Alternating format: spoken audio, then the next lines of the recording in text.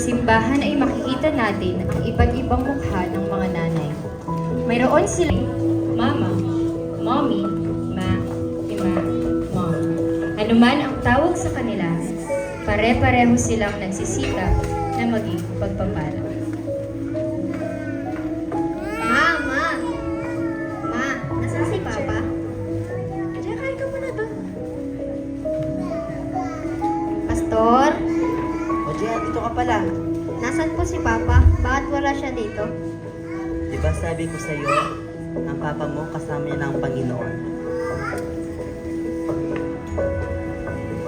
Ma, maglalaba na ako, ma. Huli mo na yung mga damit. Jay, meron pa doon. Teka lang, di ba may pasok ka? Wala mo kong ginagawa sa eskwela. Jay, pumasok ka. Joyce!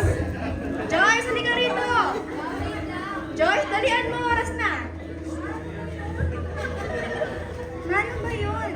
Ito to, Ma'am Kesto. Sabihin.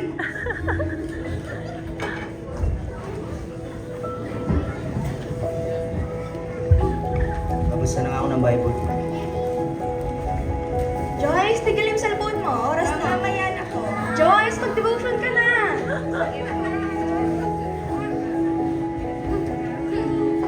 Sa kwento na ito, ako si Sister Carol, pero hindi ako siya. Isang ina na kahit siya na lang mag-isa, sinisikap niyang itagawin ang kanyang dalawang anak. Hindi lamang sina Joyce at Gio ang kanyang inalagaan, kundi pati ang lingkod ng Diyos at ang mga anak ng Diyos. Kaya, Nanay Carol, purihin po Panginoon sa buhay. Sa lahat ng mga nanay na nawalan na ng katuwang sa buhay, salamat po. Salamat po sa pagsisikap ninyo sa kabila ng responsibilidad na naiatang sa inyo. Salamat po sa pagtayo bilang nanay at tatay ng tahanan. Ma, salamat po. Amen. Salamat sa Panginoon at meron ng discount si tatay sa mga bills sa ospital. Jane? Janela? Ma, nandito po kami. Oh, nakauwi na pala kayo. Ba't nag-cellphone lang kayo dyan? Kumain na kayo? Hindi pa po. O sige, sabay-sabay na tayong kumain dito.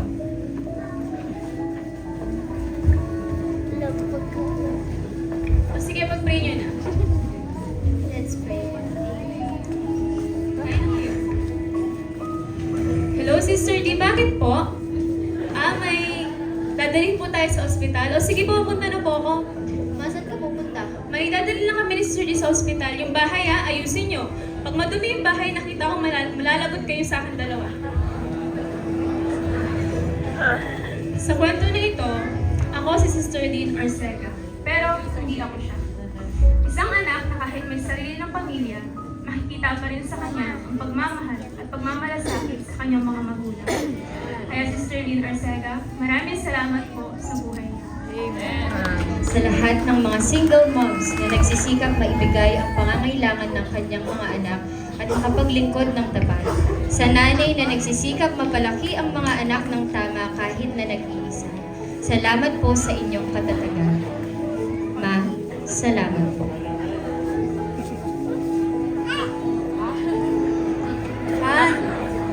Han, eto na yung pagkain. Tara, kain na tayo.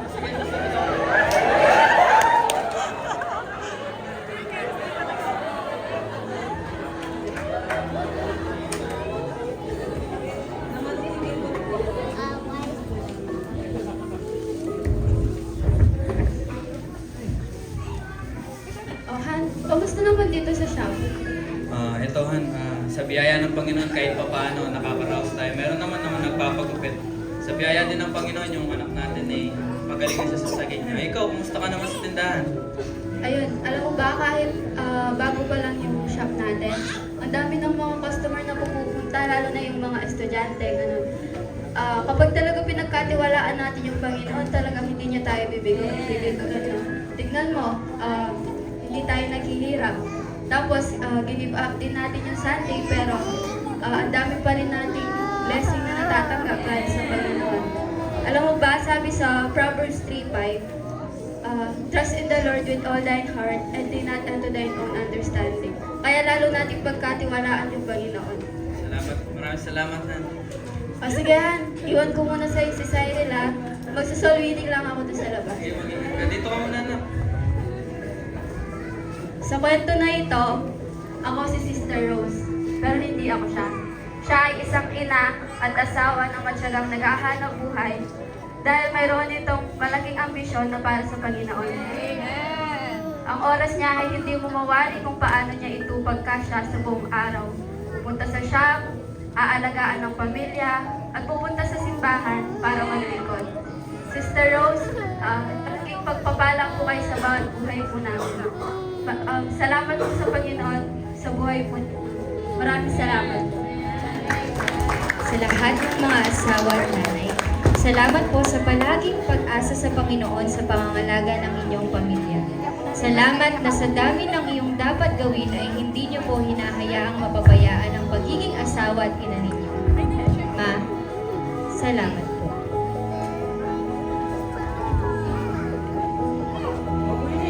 O Ariel, sadyan ka pala.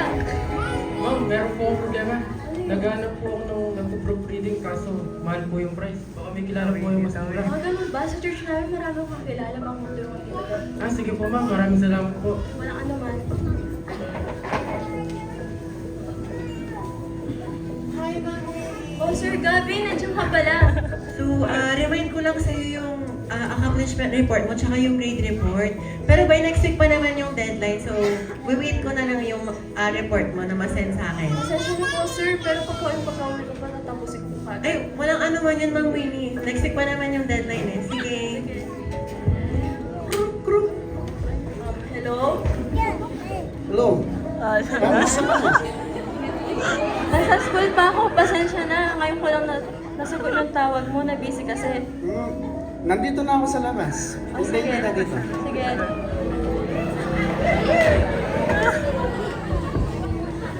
Oo nga, nandiyan ka na pala.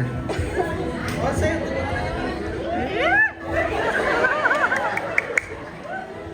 Tara na, punta na natin si Oli. Kasi alam ko may fellowship sila mama. Sa kwentong ito, ako si Sister Winnie. Pero hindi ako siya. Isa siyang ina na hinahati ang kanyang oras sa napakaraming gawain. Magpatrabaho, pamilya, o gawain sa simbahan. Pero sa kabila ng kanyang kapaguran, pinipili pa rin niyang pumunta sa church kahit late na. Sister Winnie, purihin at takilain ang buhay mo ng Panginoon. Maraming salamat po. Sa lahat ng working moms, mga nanay na ginagawa ang makakaya upang magampanan ang mga tungkulin sa trabaho at sa kanyang pamilya. Salamat po sa pagsasakripisyo ninyo na minsan ay malayo o mawalay sa inyong mga anak, makatulong lamang na maibigay ang kanilang pangangailangan. Ma, salamat po. Jo, anong gusto mong panoorin? O sige, ito, panoorin natin.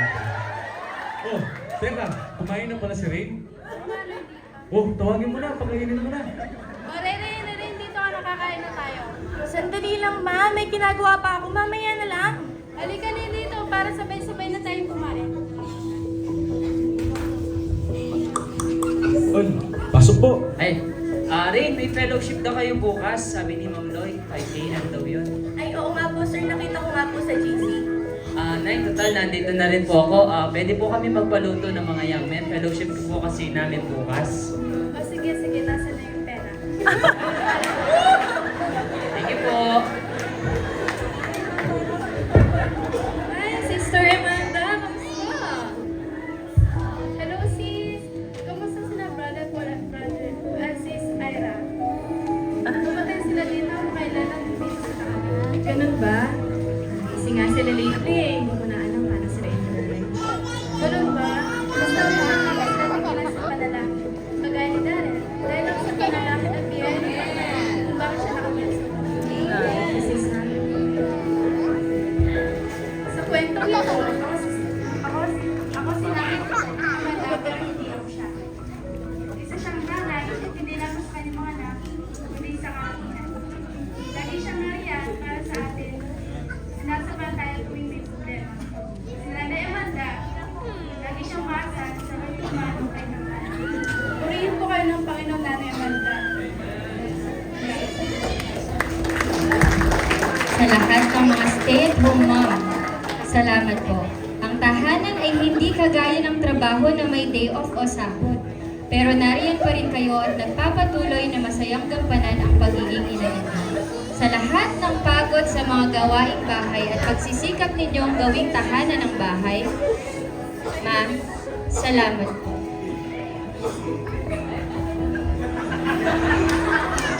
Oh, mahal! Kumain ka na ba?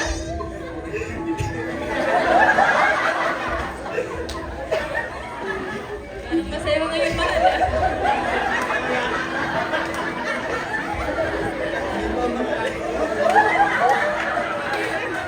Ganun ba? Ano ba yan? Sinabi ko sa'yo, di ba kumain ka kaagad tapos uminom ka ng gamot mo? Kumain ka, galing ko lang kasi galing pasada eh. Best ko bang sasabihin sa'yo, ako na lang muna yung magtrabaho ngayon. Oh, ito yung gamot. Inumin mo ha, dapat on time yan. O sige, makikipagtrabaho lang ako kina Ate Annabel ha. Sige, ingat ka, mahal.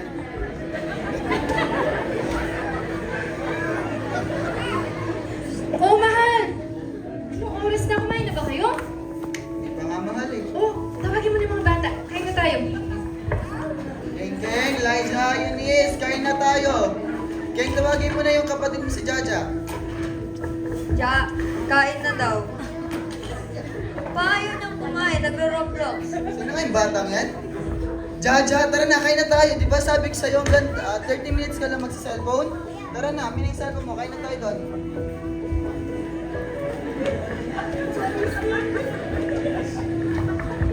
Sa kwentong ito, ako si Sister Trisha. Pero hindi ako siya. Dahil siya ay isang masipag at matyagang ina at asawa. Siya'y nakikipaglaba, namahmusukan, nagtitinda upang maitaguyod lamang ang pamilya. Sinubok man sila ng panahon, ngunit napatunayan ang katatagan niya sa kanyang mga tugon. Kaya Sister Trisha, maraming salamat po sa inyong buhay. Pinapatuloy po ang Panginoon sa inyo. Sa lahat ng mga nanay na may Kristiyanong pamilya, alam po namin na hindi rin madali. May mga pagsubok din kayong dinaranas at may mabigat din po kayong tungkulin na mapanatiling matapat na naglilingkod ang inyong mga anak. May mga pagsubok din kayong hindi na rin alam ng iba. Kaya saludo po kami sa inyong katatagan. Ma, salamat po. Nauwi na tayo. Oo nga, tala na. Buti madaming bumili ng saging, no? Ay, may Bible study pala kami. Saan kita iiwan, ha? Ay, sa papa mo na lang. Han, ikaw muna yung mag-alaga sa kanya, mag-Bible study lang. Kakagaling ko pa lang sa trabaho eh. Alam mo naman na pagod din eh. Bakit kailangan pa dito? Pagbanding mo lang kay Daddy. Sige ma, saan ako nakapantay sa akin? Sa kwentong ito, ako si Sister Miriam, pero hindi ako siya. Isang ina na sa kabila ng kabisihan sa buhay, ay binibigyan pa rin ng oras ang gawain sa Panginoon. At ang ina na tanging hiling ay makasama ang kanyang asawa sa paglilingkod sa Panginoon at lumaki ng may takot sa Panginoon ang kanyang mga anak. Sister Miriam, salamat po. Sa lahat ng nanay na nananalangin na makakilala at maglingkod din sa Panginoon ang kanyang pamilya, salamat po. Salamat po sa katatagan ninyo sa kabila ng mga persecutions na minsan ay nararanasan ninyo at pagsisikap na maging matapat upang maidala ninyo sa Panginoon ang inyong pamilya. Ma, salamat po. Alam mo, ang hirap palang pagsabayin yung pagtatrabaho at pagkaalaga kay CJ, no? Lalo na lagi siyang may sakit. Love?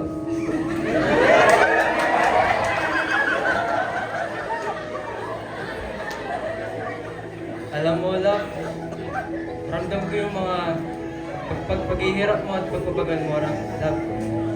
Bakit hindi na mag-stop ka na sa pagtatrabaho mo, love? Ako na lang yung magtrabaho at magtaguy sa pamilya natin. Total, lalaki naman ako eh. Kaya ko nang mag-doble kahit para sa pamilya natin. At sigurado ang Panginoon, hindi tayo pabayaan. Patuloy na tutulungan tayo ng ating Panginoon para makawat tayo sa ating. Oo nga eh, tsaka nagdi-desire din ako na makapag-choir. Sasama ko na lang siya kapag mag-choir kami tsaka mag-soul winning. Ay, oo love. Mas okay love para mas matutukan mo si CJ para makasama mo siya at matulungan mo siya para mapalapit sa ating Panginoon. Okay? Oo nga pala. Nahihirapan na naman huminga si CJ kanina. Dali na natin siya sa ospital. Ay, ganoon ba? Sige, tawagin ko na si Nanay Marcy. Okay? Hello po, Ma'am Kes. Oh, Sister Sumaya. gusto ko lang po sana humingi ng prayer para kay CJ. Dadalhin po kasi namin siya sa ospital ngayon. Sige po, pananalangin po namin siya. If kailangan nyo ng assistance, tawag lang kayo ulit, Sister Samela. Salamat po. Sa kwentong ito, ako si Sister Samela, pero hindi ako siya. Isa siyang young mom, pero mabigat na rin ang pagsubok na kanyang nararanasan.